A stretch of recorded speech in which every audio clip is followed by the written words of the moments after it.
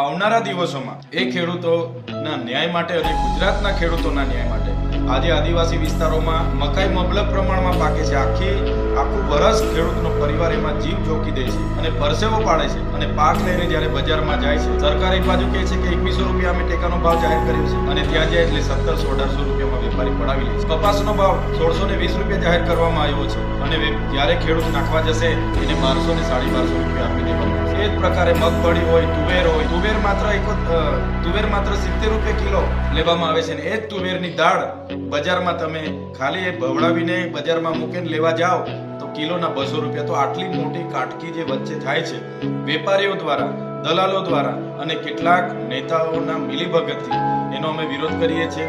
આવનારા દિવસોમાં આદિવાસી વિસ્તારના તમામ એપીએમસીઓમાં હું પોતે મારી ટીમને લઈને જવાનો છું અને ત્યાં અમારા લોકો સાથે જે કડદા પ્રથા દ્વારા જે અન્યાય થાય છે એ અન્યાય નાબૂદ કરવાના પ્રયાસો અમે કરીશું.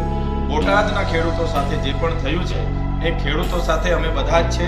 જ્યારે અમને જરૂર પડશે બોટાદ પહોંચવાની કે ગાંધીનગર પહોંચવાની, હજારોની સંખ્યામાં આ વિસ્તારમાંથી પણ ખેડૂતોને સાથે રાખીને અમે પહોંચીશું અને આવનારા દિવસોમાં આ જગતના તાત સાથે અમે છે અને જગતના તાત સાથે થયેલો લાઠીચાર્જ, અન્યાય અમે ક્યારે સહન